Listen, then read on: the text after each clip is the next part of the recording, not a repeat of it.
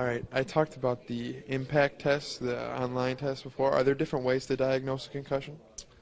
Concussion is mainly diagnosed through observation, and it's a very subjective injury. So it requires the athlete to tell us what is going on.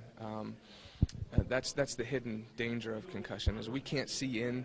You don't have like a big exclamation point over your head when you have a concussion. It's required that you tell me, hey, Fink, I'm a little messed up here. And so it takes sideline information gathering as well as some sideline tests that we can do. Each athletic trainer employs different ones, but there are some standardized ones that we can do as athletic trainers to try and determine if you have a concussion. At our school, we have student trainers, kind of like interns. What role do they play in this Play Smart, Play Hard program? First of all, schools that have student athletic trainers for high schools is a wonderful concept, and I think more of that needs to happen because player safety is a team effort. More eyes are always good. I think the student athletic trainers would have a role in observation and in determining and letting the head athletic trainer know that something has been amiss or there's some danger that needs to be addressed. So they would have a very important role in observation. Now they can't really determine if something's going on, but they would be good at seeking out and identifying possible issues. All right, thank you very much. Thank you. Good job.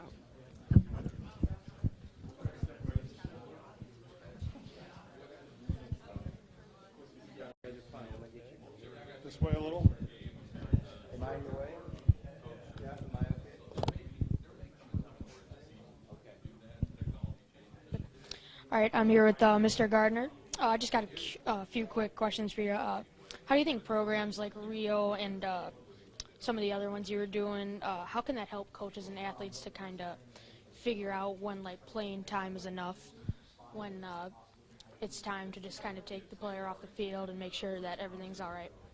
I think the Rio program will really pay dividends for us with a longer period of time. We've been doing it now for 10 years, but I think another 10 years will be awfully important going forward, where we continue to collect data and have information about all aspects of the sport. So that's very promising, but we also work very closely with the athletic trainers and with the coaches to continue to monitor what's happening to the student athletes. And that's why advisory councils like the Illinois High School Association's put together and the Sports Medicine Advisory Committee that we have at the national level will continue to collect that data, because that's how we really learn more about what's actually happening to the student athlete. You mentioned that your fifth student handbook is or the fifth edition of the student handbook is coming out.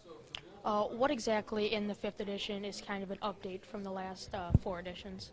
Well, there's new information about the concussions and all of the latest updates on that. The sudden cardiac arrest issue is also very prominent, and so there'll be information about that.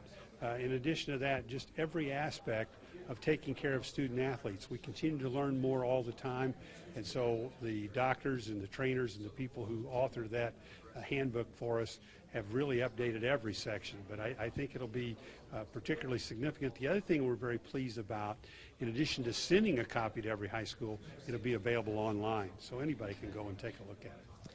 I had mentioned earlier when you guys were on the panel about how teammates can be more educated, and earlier you guys had talked about how officials can be a little more educated.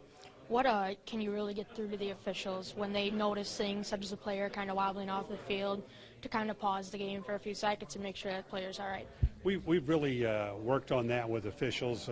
We put out information to officials all the time at the national level, and we've encouraged them to take the course to learn more about concussions.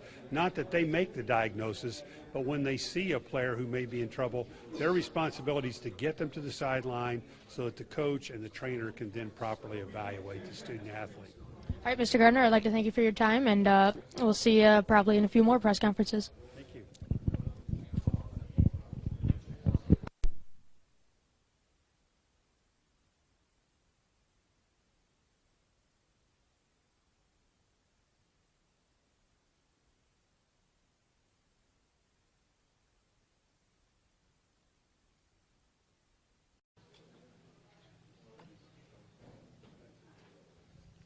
Okay, I'm Jack Foley from Boiling High School, and I'm here to ask Marty Hickman just a few brief questions about the Play Hard, Play Smart program. In years before the Play Smart, Play Hard program, how did the IHSA promote safe play? Well, primarily, Jack, we did that through our website and through our rules committees at the national level. So we would develop programs, resources, place them on our website for folks, and then try to direct our officials and our coaches through the website.